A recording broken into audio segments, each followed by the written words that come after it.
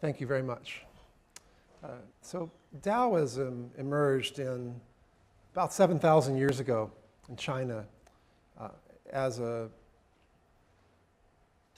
spiritual philosophy advocating humility and an emphasis on living in accordance with the Tao. The Tao refers to the way, to a journey, to a path. And out of the Taoist emerged Chinese medicine and acupuncture and Tai Chi and the martial arts that came out of that, and the movement meditations of Qigong and its descendants. The ideogram for the Tao, can we turn these lights down here just a little bit, up here? The ideogram for the Tao is made of a number of smaller symbols. The radical, or the one that sets the tone for it, is this sweeping symbol here, which symbolizes a journey, a movement forward. And the smaller ideogram here, that's embraced by the radical for the journey, is a symbol for a leader, for the chief. And it's made of smaller ones still. This is the symbol for an eye, for vision, for sight. And above it, a horizontal line indicates that this is man, this is human. And these swipes coming off the top refer to the 8 directions, forward, back, right, left, the diagonals, which is to say everywhere. The Tao emphasizes a journey, a leader going on a journey to gain insight and seeing everything everywhere at all times. The Tao Te Ching is a collection of 81 poems, essentially, that demonstrate the principles of the Tao. And it's not a very big book. You don't have to read a whole lot of text to read what there is of Taoism. It's very simple and very elegant. The Tao Te Ching 24, he who stands on tiptoe doesn't stand firm. He who rushes ahead doesn't go far. He who tries to shine dims his own light. He who defines himself can't know who he really is. He who has power over others can't empower himself.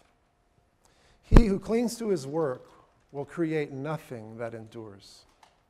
If you want to accord with the Tao, just do your job and then let go. I'd like you to place one hand over your belly and one hand over your heart. And take 3 deep breaths.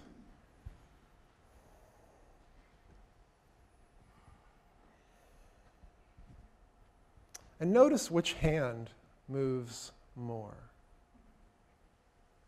When the chest hand moves more, it's said to suggest an overdrive, a tendency toward overdrive of the sympathetic nervous system, the fight or flight system. We want to make the belly do most of the moving. And keep taking breaths. And conjure an image that brings you a sense of love. It might be a child's face at birth. Might be your spouse. Might be a moment of intimacy or of looking out from a mountain peak after a steep hike. And feel the warmth of that love and pump it from your belly to your heart hand. And now bring an image that conjures a sense of thankfulness, of gratitude. And again, bring its warmth to your heart. And bring 3 small breaths, 3 deep breaths.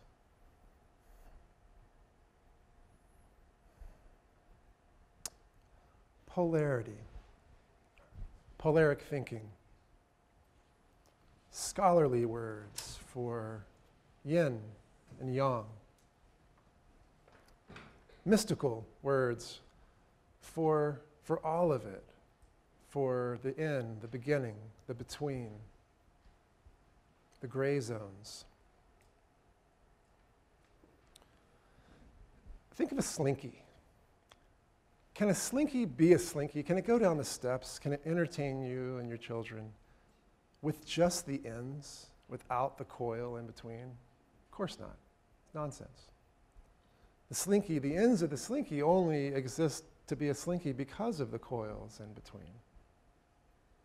Polaric thinking considers both the poles, right, left, hot, cold, up and down, good and bad, and the spectrum between them. Dualistic thinking only considers the poles, good, bad, right, left, which doesn't really make any sense, naturally, does it? Polaric thinking leads to a decision-making process that is informed, while dualistic thinking leads to false choices. Consider yin and yang. Yin evokes solid, cool, stillness, firmness, shade, while yang evokes vapor and movement and brightness and warmth and above. And consider the yin-yang symbol on the screen now. And you've probably seen this one too, but it's different than the other one. And what's missing are the dots. And my friend Stephen Cowan tells me that really the essence of what I'm talking about today, he calls it dot theory. It's all about the dots. Because within yin and yang, the dots indicate the yang within the yin, and the yin within the yang. See, yang and yin are not in competition with each other. One's not stronger than the other. They're not opposed to one another. They're in love with one another. They're comprised of one another. They wrap around and are enmeshed with one another. The flag of South Korea shows a yin and yang symbol that's been perverted. It's turned so that yang is on top of yin, and the dots are gone. And some suggest that this is a symbol of this idea that the two Koreas can never be one. And that's not the nature of yin and yang. They're expressions of each other. I'm going to share a story from the Zen literature that many of you will be familiar with.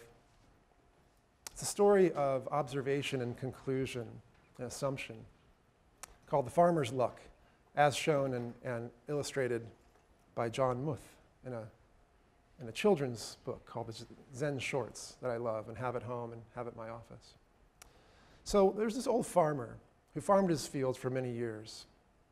And one day, his horse jumped the fence and ran away. And his neighbors saw this and came, and they said to him with great sympathy, "What bad luck." The farmer said, "Maybe." And the next day, the horse had returned, bringing with it 2 wild horses. And the neighbors were just beside themselves. "What good luck." And the farmer said, "Maybe." Well, the next day, farmer's son decided that he would ride one of the untamed horses. And he made it just a little bit and then threw him off, and he fell and broke his leg. And again, the neighbors return with this topsy-turvy story, and they're sharing their misfortune, their sympathy with his misfortune. And they said, "Such bad luck." And the farmer said, "Maybe." Well, the next day, military officials came to draft the young men in the village to bring them to take them to a war, to go out to fight in a war, and they saw the farmer's son with his freshly broken leg and knew that he would be of no use for many months, and they left him be and left. And the neighbors came again and said, "Such good luck." And the farmer said, again, "Maybe. Maybe. May be. It may be that we're never really sure, we're never really certain how close we are to the truth of knowing the outcome of any action or any decision. And practicing medicine, to practice medicine is to become comfortable with uncertainty, to become comfortable with the complexity of medicine and the challenge of meeting our patients where they are, to work together to find a path forward, to answer whatever question or problem we need to answer, sometimes very emergently and sometimes spread out over a long period of time. Tao Te Ching number 16. Empty your mind of all thoughts. Let your heart be at peace. Watch the turmoil of beings, but contemplate their return. Each separate being in the universe returns to the common source. Returning to the source is serenity. If you don't realize the source, you stumble in confusion and sorrow. And when you realize where you come from, you naturally become tolerant, disinterested, amused, kind-hearted as a grandfather, dignified as a king. Immersed in the wonder of the Tao, you can deal with whatever life brings you. And when death comes, you're ready. I want to share with you a little story about one of my favorite movies. And this is one probably most of you actually haven't seen, but if you have, let me know, I'm curious. Mind Walk is a film based on the 1982 book Turning Point, and the film was written and produced by Bernd Capra, and he based it on the book Turning Point by his brother, Fritjof Capra, famous for the Tao of physics.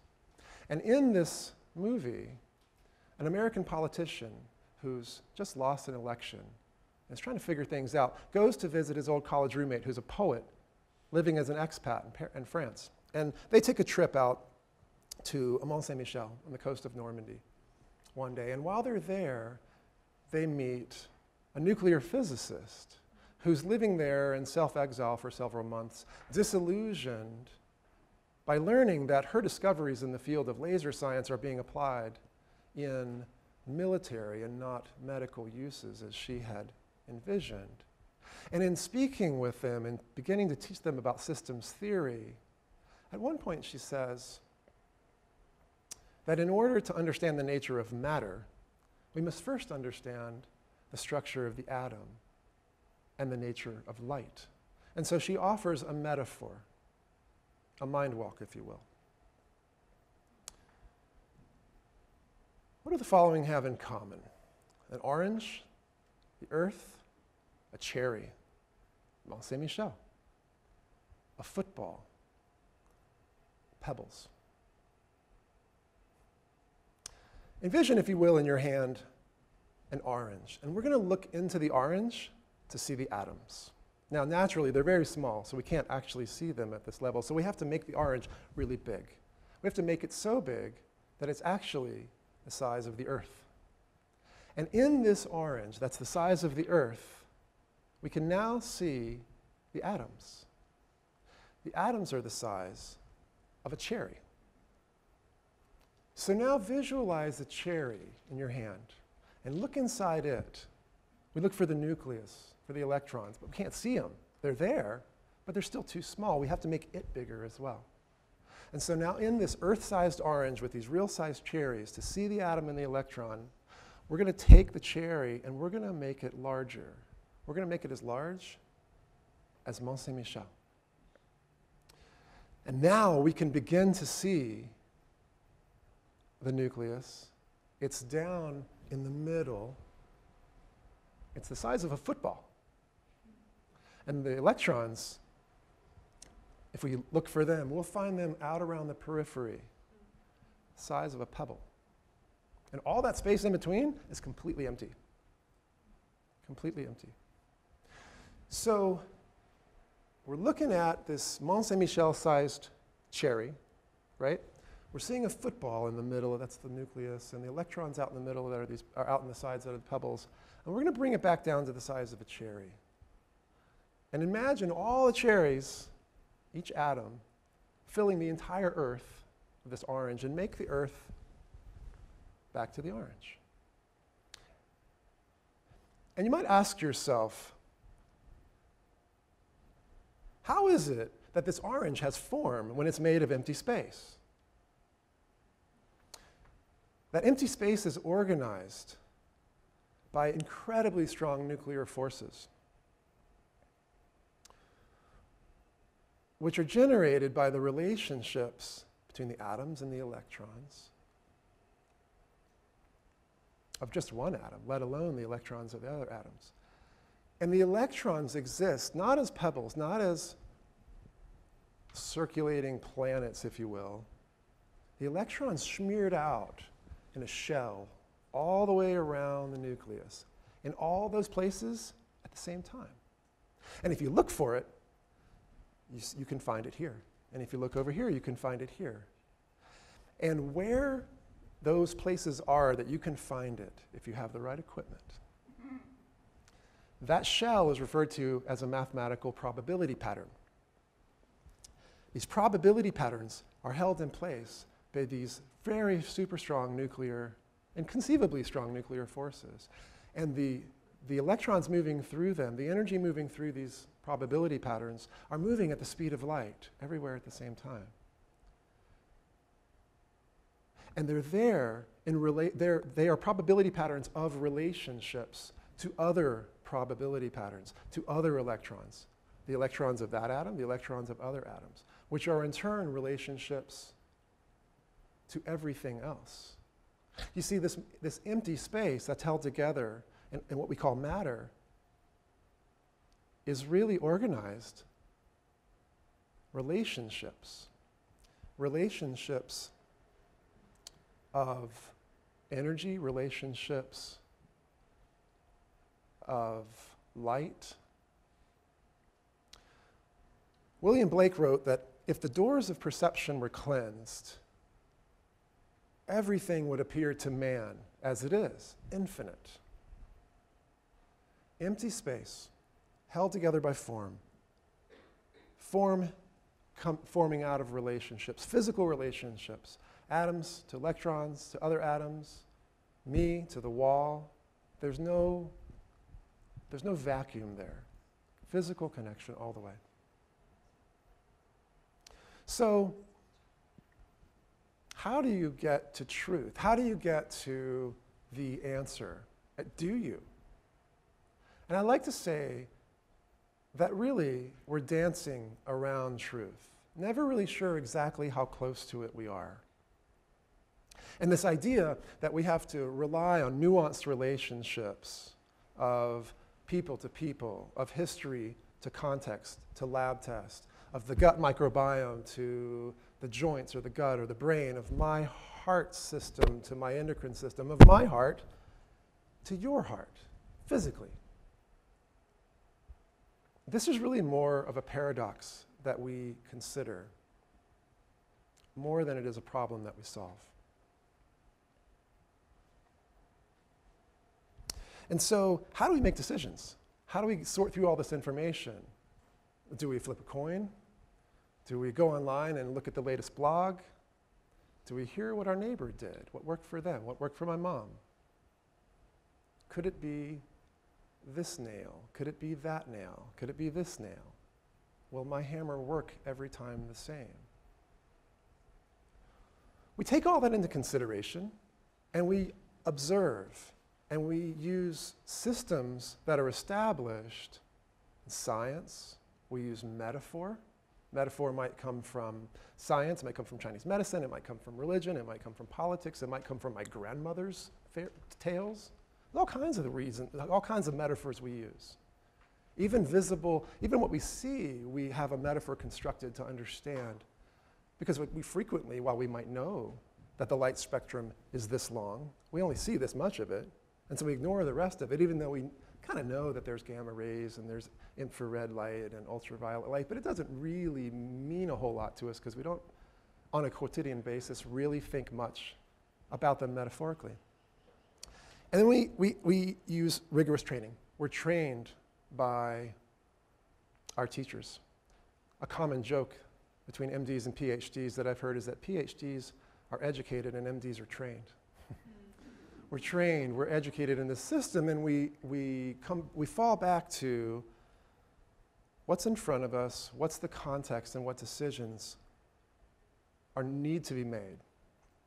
Every question I get from a patient is in a context of their life experience. It's in the context of how crazy a day it is for me, right? How crazy a day is for them. There's all these things going on. And so if I can listen to my patient, and if they can give me the information that I need, if I can understand the context within which my patient is inviting me to answer a question, then my reply is going to be more meaningful, closer to the mark. One of the things that drives dualistic thinking is the sense of urgency. We have in our society, in Western digital age societies, so much information coming from the computers in our pocket, computers on our desks, the radio, 24-hour news cycle, contacts with, how many contacts do you have on your phone? Maybe 500, maybe 1,000, maybe only a few. But you have access to them, or at least to their voicemail. And so you can reach out all the time. And having all that stimulation of information can lead to a sense of impatience for an action, impatience for a response. An overstimulation of information and impatience for the answer, for a response, for a decision, for an action can imbibe us with a sense of urgency. When my son got his first phone, I said to him that having immediate access or nearly immediate access to your contacts, having immediate access to the internet, all this information, comes with it the responsibility to watch for the impulse and refrain from the impulse, to act, to reach out, to express frustration, to express really joy, anything, and demand attention right then. We have to, all of us, with this powerful access to all this information and access to other people, discern the difference between the access and the impulse to act, to respond, to react. Stephen Cowan is a behavioral pediatrician in New York. He's an acupuncturist as well. And unlike me, he likes to teach his patients. And when he's teaching them about stress and resiliency, one of the things he likes to do is go to a simple equation. C times R equals S. C times R equals S. The constant challenge of changing circumstances multiplied by resistance to change produces suffering, stress. Now, if we apply numeric value to the C and the R, let's just say C is equal to 5. Okay, the constant challenge of changing circumstances gets a value of 5, and resistance to change is equally high, 5. So the quotient, not the quotient, but the product is 25.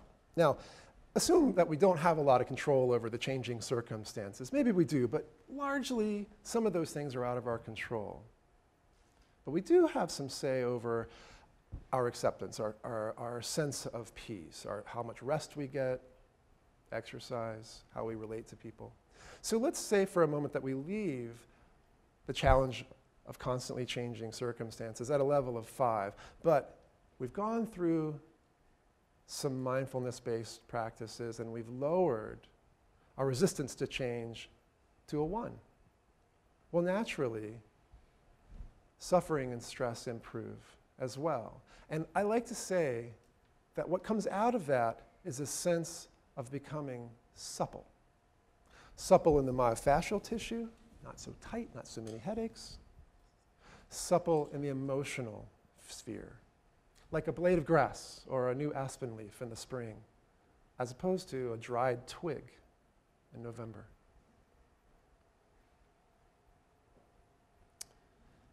So if there's a sense of urgency, while sometimes it may be something really important, someone just passed out, we need to figure out how to help them right now. Oftentimes, that's not really the sense of urgency that's arising.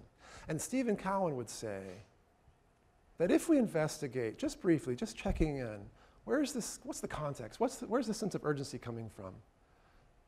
That we can conclude that this is not an emergency. It's a process.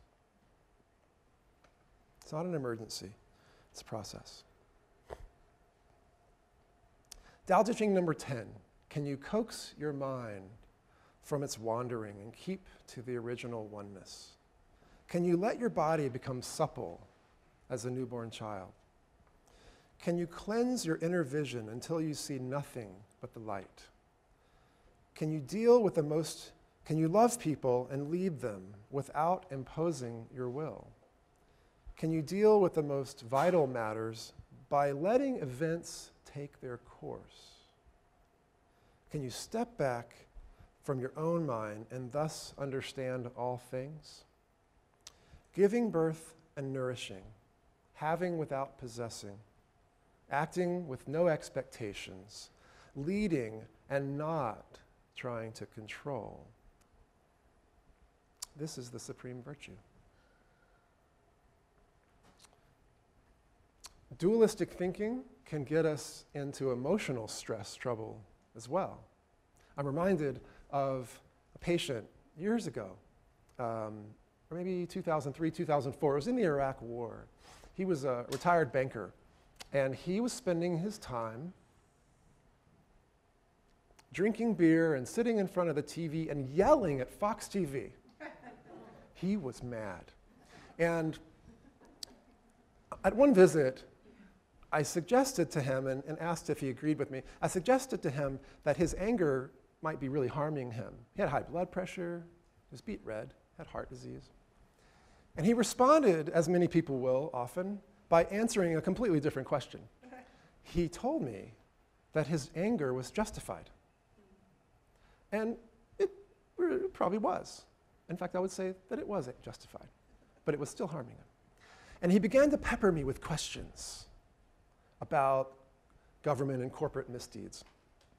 Do you know about Fallujah? Do you know we used white phosphorus? We committed war crimes. Do you know about Eric Prince and Blackwater and nepotism? Do you know about stovepiping of intelligence by the Defense Intelligence Agency up to Cheney to produce the support for a foregone, previously held conclusion of an action? Do you know this? Do you know that? And I answered, because at that time, and still now, I had and still have a very strong interest in the details of socio-political and ecological trends in the world, and I keep track of things. And he said, and I answered yes, yes, yes.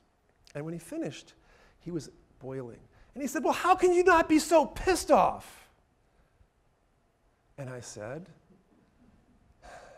I have been, I used to be, but it didn't help anybody. It didn't help me. And I realized that I needed to make a choice between having this emotional response to awareness or not.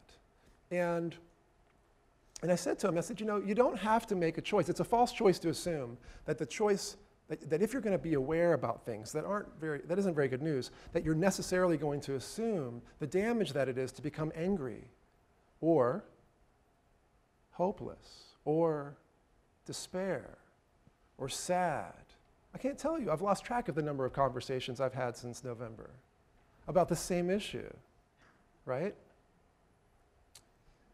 And I say, separate it out, go there, and then let it go as best you can, or find a place of action. Dualistic thinking and false choices oftentimes predate emotional stress. In the nature of my work as a physician, we often have conversations about subjects that are perceived to be controversial. And I often get dualistic questions about them. Is this good or bad? Good or bad estrogen? Good or bad statins? Good or bad fat? Good or bad carbs, right? And I think about just estrogen alone. just when I think about the complexity of the question, I'm like, that's not really a yes or no answer to that one, because estrogen isn't a hormone. Estrogen is a family of hormones. There's many of them, and they're influenced by nutritional factors and family history, genetic factors, and where you are in your stage of life, and whether you're male or female, right? And so the question isn't, is this particular issue good or bad for me? The question is, what do I need to know to make a decision? What do I need to assimilate information-wise so I can make a decision about something? And what are the consequences of that decision? How many options do I close by making it? Can I go back? Can I change my mind? How do I measure the outcome? And then, not just about those topics, but think what we say about food. I mean, how many diets have we heard about? Mediterranean, GAPS, paleo, low carb, carb loading, fasting, HCG. The list goes on and on and on. And that doesn't diminish their value, but it's confusing. And it polarizes people into this is good and this is bad, when something might be relatively favorable and healthy for a period of time, but maybe not over the long run. And then we get to vaccines. You know, I don't think a lot of these topics are really all that controversial. I don't really think of them as controversies. I think of them as complex issues that a lot of people have really strong opinions about, a lot of which is based in cultural background, cultural belief systems, and peppered with, augmented with, maybe very well supported by an understanding of the evolving literature. You know, every year there's some 6 million journal articles in peer-reviewed literature, in the medical literature alone. 6 million. And I can read 5.8 million of them, but. And so, is it possible to find studies that support one particular end? Is that stovepiping to Cheney? Is that the same thing? Is it possible to assimilate information and come to a decision and be as comfortable as we can be with the uncertainty about whether we arrived at the right decision? When I was a medical student, I was imbued with a sense of terror, of fear. Rightly so, and I'm not saying it was wrong, and I'm talking about fear of epiglottitis. The epiglottis sits at the back of the tongue, and when you swallow and you pull food to the back of your throat to swallow, the epiglottis closes, kind of like a toilet lid. It just closes right on top of the airway, so food passes by without going down into your lungs and choking you. Well, an epiglottitis, which is most commonly associated with an infection from the bacteria Haemophilus influenza type B, the epiglottis gets really big, and it hurts, and it teeters, because it's got a little stem at the bottom. It gets really fat, like a weeble wobble. And sometimes it'll fall over on top of the trachea, killing a 4-year-old, a 5-year-old, a 6-year-old.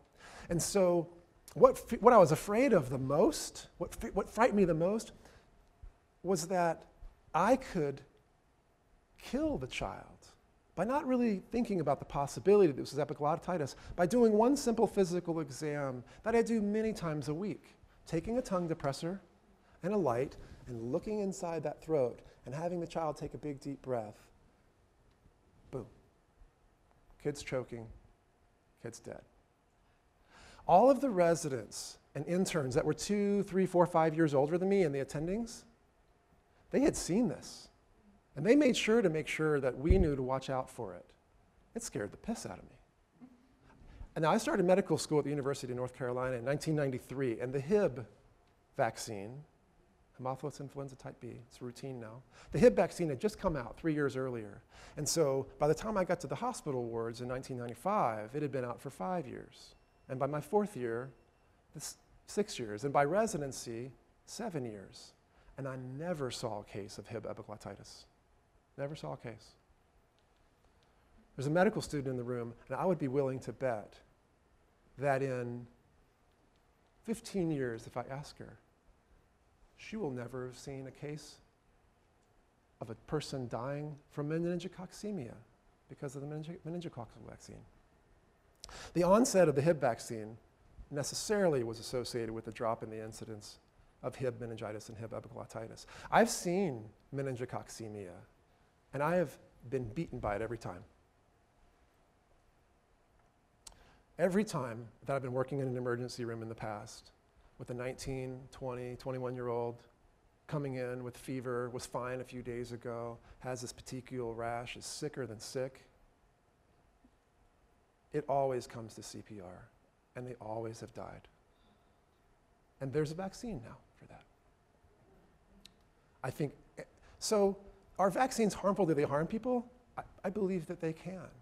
Are they helpful? I believe they're helpful too. It's a nuanced conversation. And so I have patients that do all vaccines. I have patients that we design a schedule and bring them in at different times. I have some patients that don't do any vaccines.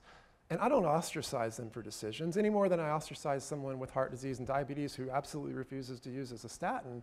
But I have a conversation, and I talk about the literature, and I talk about my experience, and I talk about what I recommend, and then I let them make the decision. And I explained what the possibilities are and how we're going to make this decision differently in the future if we need to. Tao Te Ching number 8. The supreme good is like water, which nourishes all things without trying to. It is content with the low places that people disdain. Thus, it is like the Tao. In dwelling, live close to the ground. In thinking, keep to the simple. In conflict, be fair and generous. In governing, don't try to control. And in work, do what you enjoy. In family life, be completely present. When you are content to be simply yourself and don't try to compare and compete, everybody will respect you. So which metaphor to use? How do I get to a decision about simply how to communicate about a topic of complexity? I use narrative storytelling. And I engage with the patient in what I call a path to wellness visit. And what we do is I go through medical history and immunizations and social history and physical exam. I ask about goals they have, problems they have concerns about. I ask them about their sense of purpose. How do you get sick? What happens? How do you get well? How does stress affect you? How do you recover from it? When didn't you recover from it? And what's working well? With all of that, I find that one of my favorite metaphors for talking about issues of the spiritual and the psychological to be the 5 phases, the 5 elements in Chinese medicine. I talk about psyche and soma, mind and body. And the reason I find that most useful is that we really don't have a metaphor for meaningful dialogue about well and ill emotional health and development in Western medicine. Back in the European Enlightenment, 17th century, 18th century, this idea emerged that emotions get in the way of logic and reason. And logic and reason were the golden boy of the Renaissance. They were the guiding light out of the Middle Ages. And the hospitals that were springing up in London and Paris that formed the nidus that became the roots of what is now Western medicine, they were caught in that idea as well. And so emotional health was really pushed to the side when thinking about diagnosis and treatment, when thinking about history. And even when Freud and Jung came out with a language to describe pathology, neuroses, psychoses, the ego, the id, the archetypes. They were really, for the most part, about pathology of emotion, of destructive emotions. And when the tricyclic antidepressants came out and the SSRIs and the mushrooming of drugs in the industry related to psychopharmacology, still, we think mechanistically, we think of the body as a machine. We think about receptors. And we don't really have a metaphor for talking about the relationship between context of life experiences, of traumas, of personality types. But Chinese medicine never had that schism. The Taoists, out of which came Chinese medicine, never really decided to think, maybe we should separate. It just didn't occur to them. And so out of Chinese medicine came a number of metaphors, of which my favorite, or one of my favorites, is the 5 elements, or the 5 phases. And each phase, represented by an element, water, wood, fire, earth, and metal, represents a biopsychotype of information, a system of correspondences that include certain organs that are associated with each phase, certain parts of the body, certain personality types, flavor preferences, certain times of day, if people are having certain symptoms that recur at certain times of day, lots and lots of information. And in the spiritual aspect of that, there is a spirit aspect of each phase. The phases are water, wood, fire, earth, and metal, and they're organized in this circular pattern. The spirit phase of the water element is called the zhi. It's the willpower, it's the determination, it's what guides you to make a decision to start a project and what carries you through to finish the project. It is associated with the kidney and the bladder and the adrenals. And so we think about the pilot light, the heat of the adrenals, the heat that stirs the water. And it's coupled with fire. These elements are paired together. And when the water, someone with a water biopsychotype as their primary biopsychotype, is injured, is harmed, is weak, there becomes little whisperings of self-doubt, self-critique, self-esteem, or a sense of aimlessness, of a lack of motivation to start or finish project, or fear, or shame, or guilt. The spirit phase, the soul part of the wood element, is called the hun. The hun, the closest to the hun is, Carl Jung talked about the unconscious mind. The hun is this bridge between the conscious mind and the unconscious mind. And the imagery is that the unconscious mind is out here, even though it's really deep in there. And the hun involves visualization. It's associated with the elements, the organs of the liver and the gallbladder. And the liver and gallbladder meridians, among other things, have an influence on the eye, on the vision. But it's not just the eye, the conjunctivitis or the dry eyes that can happen. It's the ability to visualize potential. It's the ability to dream. In fact, when someone's sense of, when the hun or the wood element is unsettled and ungrounded, when the hun is ungrounded, which is one of its pathologies, it's said to float, to draw the attention out here, either to like spacing out and daydreaming in class, or talking in the sleep, or walking in the sleep, or having really dream-disturbed sleep. And when it's deficient, when the hun is deficient, there's this kind of loss of the ability to visualize forward, to think forward, there's a stuckness. It's one of, depression can fit into all of these, but this is the anhedonia, part of the anhedonia aspect in depression is this inability to visualize and see things forward. And when the wood element is really dried out or insufficient, there's this stiffening, a brittleness quality of the tissues, a tightness in the neck and shoulders and headaches, but there's also a lack of suppleness of the emotions, irritability, frustration, impatience, anger. The fire element, the spirit aspect, is called the shen. The shen is really the mind. The mind, the consciousness, creativity, clarity of thought, the activity of the mind, and emotionally a sense of joy, a sense of happiness. And when the shen is, it can also, like, it's kind of similar to the hun in a lot of ways in the sense that it can be ungrounded or it can be weak. When it's ungrounded and the shen isn't anchored, it also is said to come up here and to swirl.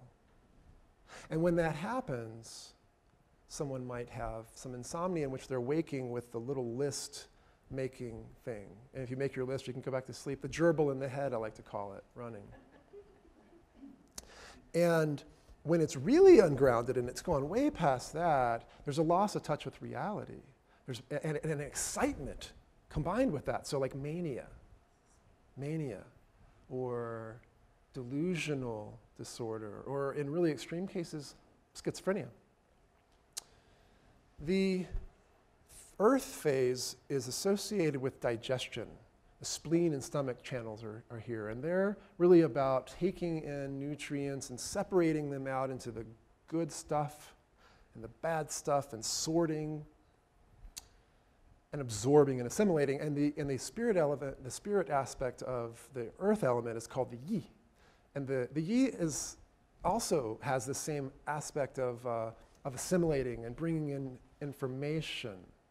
And so the ability to pay attention, to read a series of text and focus and stay with it and bring it in, versus completely getting distracted because they're not able to stay with that. That's a yi problem. The yi takes this information in, sorts it out, and sends it elsewhere, sends it to the water element, to the zhu, to combine it with the visualization from the wood to put a plan into action. And someone with an earth biopsychotype is a nurturer, typically. They like to take care of people. They worry about how people are doing. And if they're a young, exuberant person, they might be the life of the party. They might put on parties. They might be a chef or somehow just making sure everybody's having a good time. And in the yin phase, contracted, they might be a little more still, maybe a little heavy, and heavy of thought, worrying about how people are, about their wellness, about their well-being. And if someone is a biopsychotype in the earth phase, and really a sense of nurturing is important to them, and neglected, then in relationships in the future, they're looking for that nurturing. Both ways. I want you to want me, and I want to want you. And it gets complicated, and we call the pathology of that codependent relationships. The spirit phase of the metal, the spirit aspect of the metal phase is called the po. And the po is said to come in at birth with your first breath, associated with the lungs, with bodily vigor. When you see a baby just squirming around and making a whole lot of noise, we say the baby's all po. A lot of vigor. The metal phase biopsychotype has a real interest in recognizing a sense of order, of how things should be, and a reliability, a sense of loyalty. Very reliable. And when out of balance, the lungs, the metal phase, the po, is said to be sensitive to grief or to loss or to melancholy. And these phases, they interact with each other in an organized give and take, check and balance, in which the one phase will augment in the Sheng cycle, will amplify the effects, will support the effects of the next one downstream in this circular pattern. And also a check and balance, if you will, the Kus cycle, in which each element has a negative, has a dampening effect on the phase 2 steps downstream. Water controlling fire, fire controlling metal, metal having a dampening effect on wood, and so forth. There's this interesting, there are many interesting examples of this, but there's one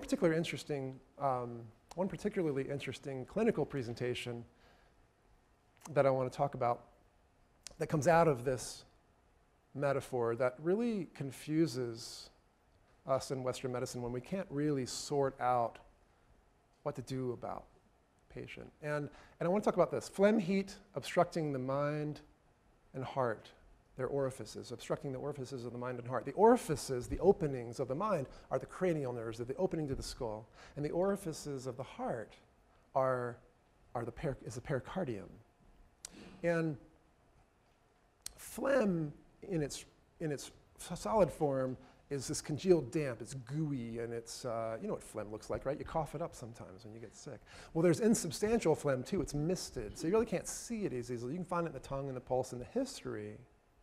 And in this pattern of phlegm, heat, obstructing the mind and the body's and the heart's orifices, chronic emotional tensions born out of long-standing depression, anxiety, pensiveness, thinking things over and over and over, and obsessive thoughts and jealousy, combines with with a misted phlegm, born out of digestive dysfunction, chronic diarrhea. This is a Yi Shin problem, digestive problems. And not always, but often there's a history of things that dampen the spleen, that dampen the earth element, like way too much chronic intake of sugar, sodas, or of dairy, or of baked goods, over and over and over again. And the patient will present with a depression that's got anxiety, that's got some mania qualities, insomnia, bitter taste in the mouth, headaches.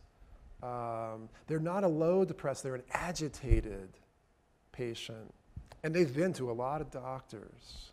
And they've tried, typically, by the time they've really gone the gamut, and I'm seeing them for the first time, typically they've been tried on these medicines we use for bipolar or for mania, like Seroquel and other medicines like this. I had a patient back also in about 2003, 2004, who had been to the Mayo Clinic for his symptomatology, which are pretty much what I just described.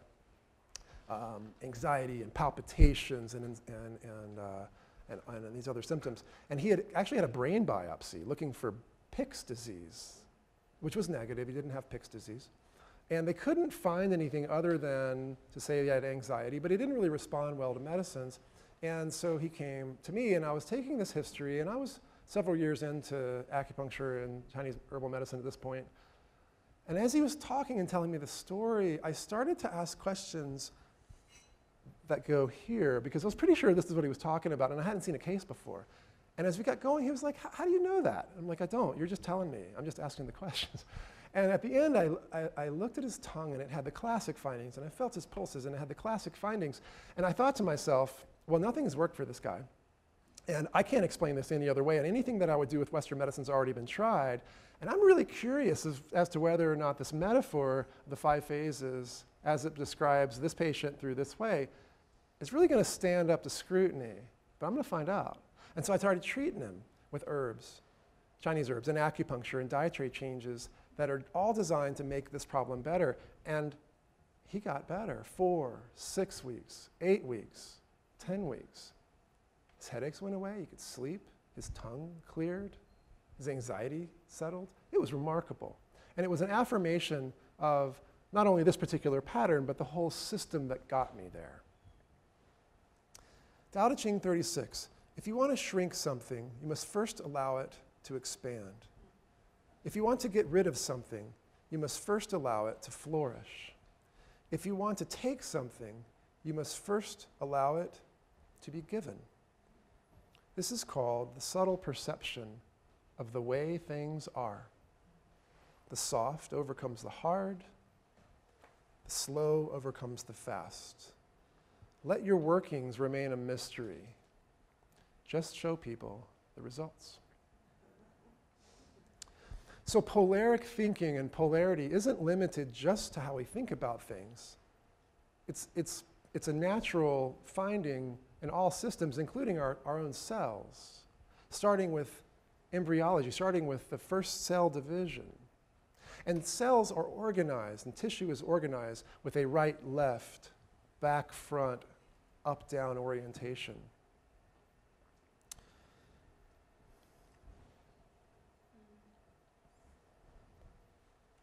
It's said that cancer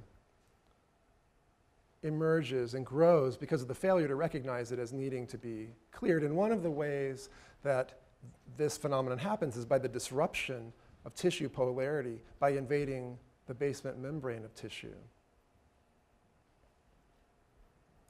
The heart is actually the strongest tissue in terms of electromagnetic strength. Its magnetic field is 5,000 times stronger than that of the heart, of the brain, and its electrical system, its electrical vectors, force, 100,000 times stronger than the brain.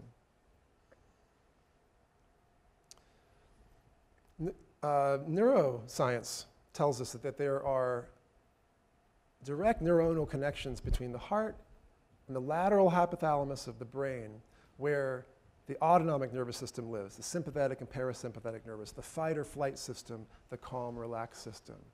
But interestingly, the heart influences the brain, and particularly the autonomic nervous system, much more quickly through its electromagnetic field pulses and changes than it does through the nerve connections. It gets there, but it gets there much more slowly. Acupuncture meridians, acupuncture channels have 30 to 40 times less electrical resistance, greater electrical conduction than the surrounding tissue.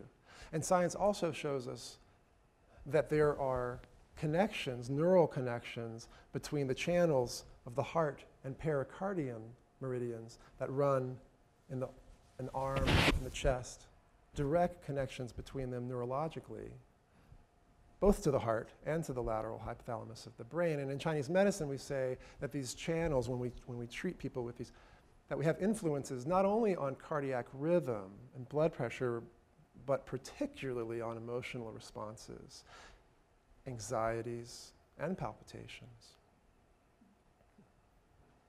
And the brain, its rhythms are influenced all the time by the activity of the heart. And acupuncture has an influence on cell polarity. It restores cell polarity, tissue polarity, to a greater state of receptivity to the activity of the heart. And in fact, pre-treatment of rats who will then be stressed to the point of dramatically increasing their risk for heart attack, pre-treatment with acupuncture lowers their risk of complications from the heart attack. When you have a heart attack, when you have heart damage, cells start to die. They become dysfunctional. And even before they die, as they become stunned, electricity has to move around them, because electricity moves through the heart to make it pump in an organized way. And as that electricity moves around on an EKG, you can see these changes. And when the heart is damaged, but not, when cells are damaged but not yet dead, this shows up as what's called an elevation of the ST segment on an EKG. ST segment elevation myocardial infarction, or STEMI. Words thrown around the ER all the time. Somebody's here for a STEMI. That means we have about an hour, maybe, to get them to a cath lab and open up a blocked artery and get oxygen back to that tissue and do the other things that we can do to try to help.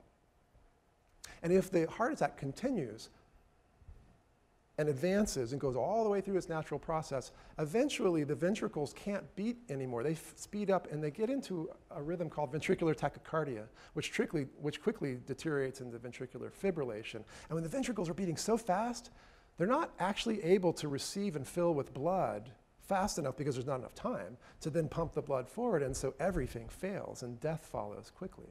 And so in rats pre-treated with acupuncture, ST segment elevation drops by 2/3, and ventricular tachycardia drops by 80%. It happens 80% less frequently. So think about, just for a second, a bit of a morbid thought, but I want to share this. The idea of what is to design a pharmacologic model for how to induce a heart attack in a rat or in anything. This is how we study things before we get to studying people. To induce a heart attack in a rat, we expose them, we subject them to extreme exercise. Put them in water, and they start swimming for it. And they get to the edge, and they can't crawl out, and they keep swimming and swimming and swimming and swimming and fearing and fearful. And eventually, their heart attack risk rises so much that a propensity that a heart attack occurs. Extreme exercise as a risk factor for heart attack, even without blockages that are there. The inflammation is so great, and the heart can only take so much. I mean, I would be willing to bet that half of you have probably heard of someone who died huffing and puffing right up a hill, and maybe didn't have any significant heart disease. Maybe they're in their 40s. Doesn't mean you can't have heart disease in your 40s, but extreme exercise is sometimes not so good. In baboons, to induce a heart attack, you don't subject them to extreme exercise. You subject them to loss. To loss. You take a loving pair of baboons, and you take the female out of the cage and put them with another male in another cage right in front of her lover. And the lover that's left behind, heart attack risk goes way up. There is plenty of literature indicating a relationship between emotional health and heart attack risk. Depression, anxiety, anger, they all raise the risk of heart attack 3 to 5-fold. They all raise the risk of dying from a heart attack if a heart attack happens, or of having a second one if you had one before. And on the converse of that, there's evidence in the literature, peppered throughout the literature, that love, a kiss, an engagement, improves immune function.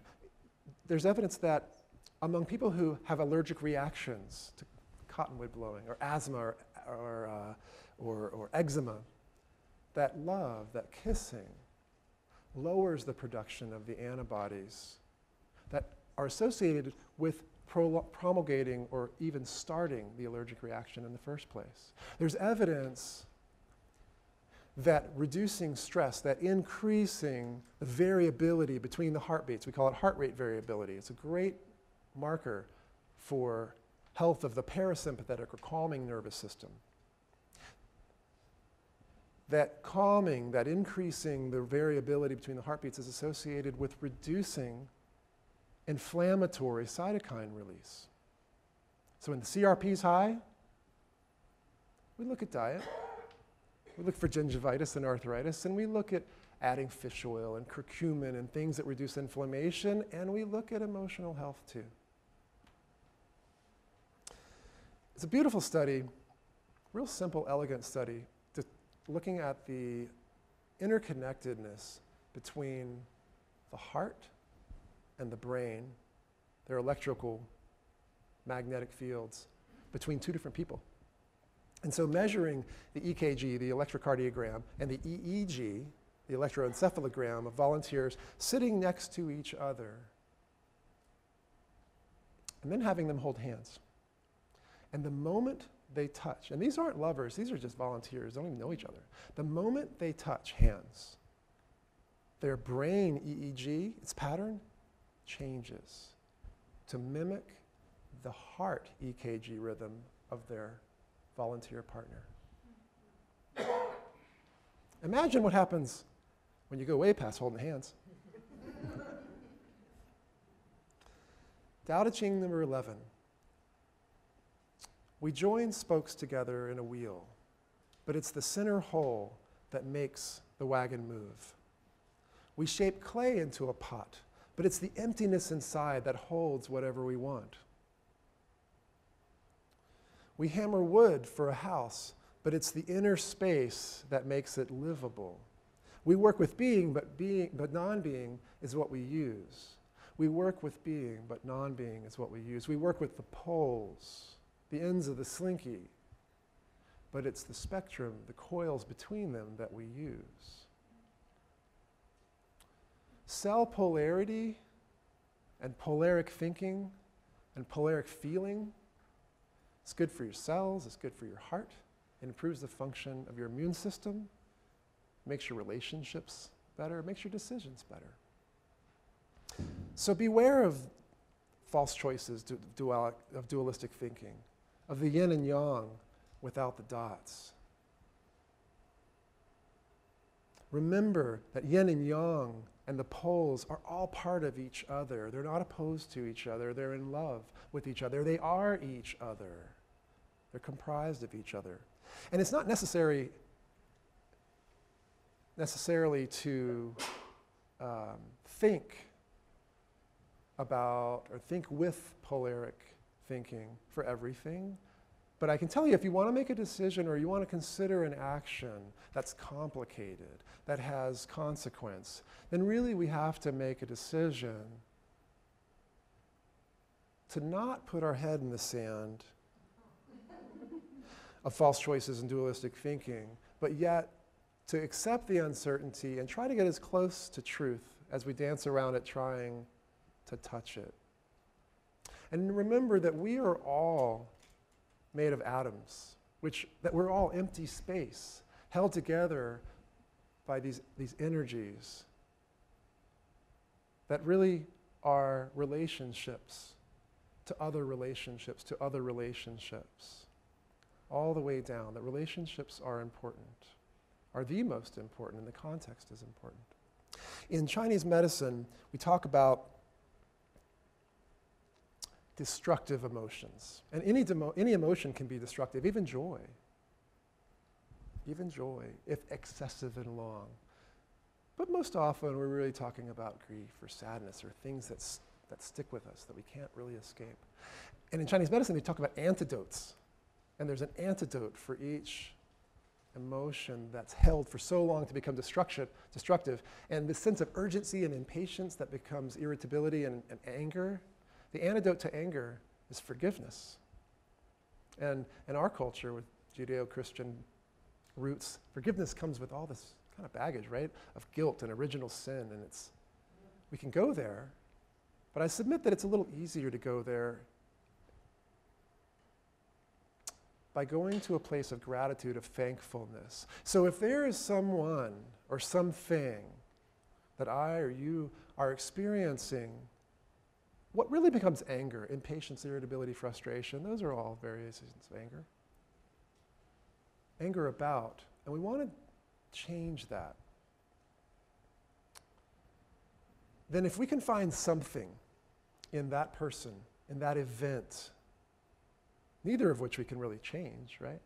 Or in ourselves, if we can find something to appreciate, to feel thankful for, to feel gratitude for, we will begin the process and maintain the process of settling and dissipating and letting go of impatience and irritability and frustration and anger.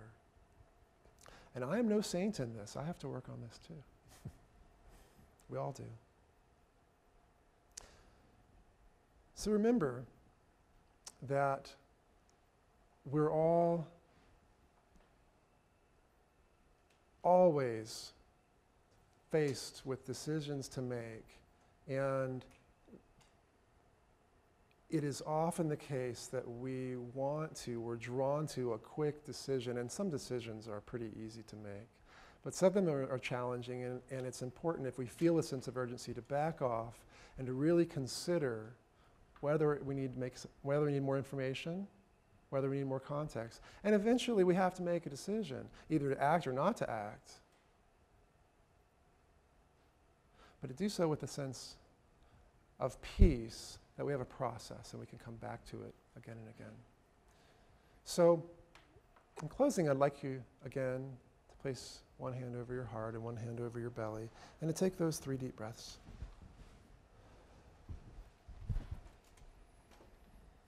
And again, to conjure an image of something that brings a sense of love.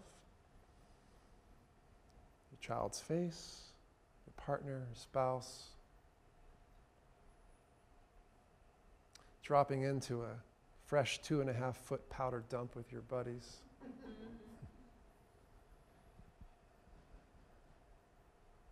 And bring that warmth of love into your core and pump it with your belly hand, with your belly up to your heart, and let it feel warm.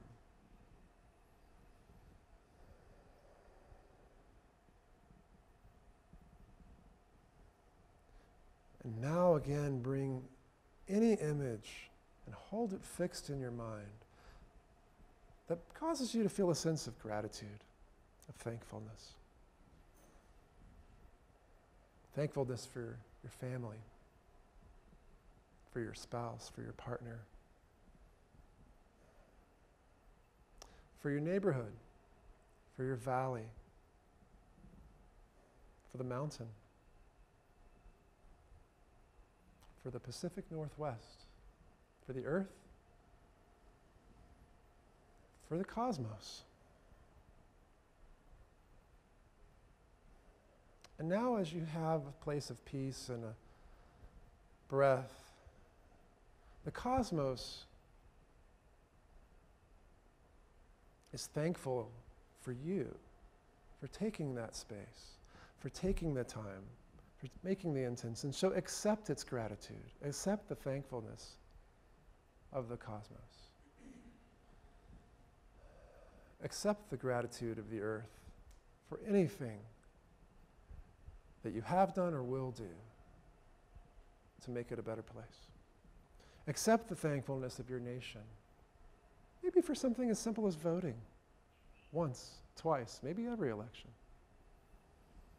Accept the thankfulness of your town for cleaning up after yourself, for your neighborhoods, for saying hello, to your family, for being there. And let that gratitude that you've accepted warm you, go to your heart, and calm you. And 3 more breaths.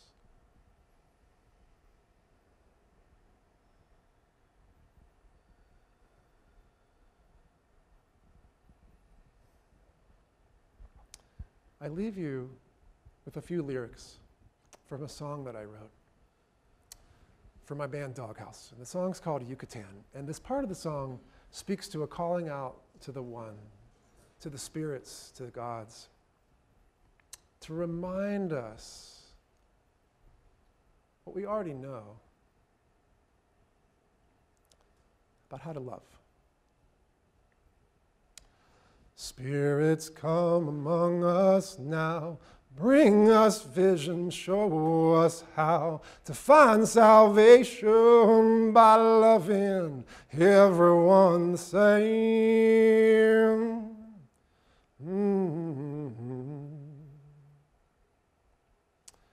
Be gentle, be kind, be good.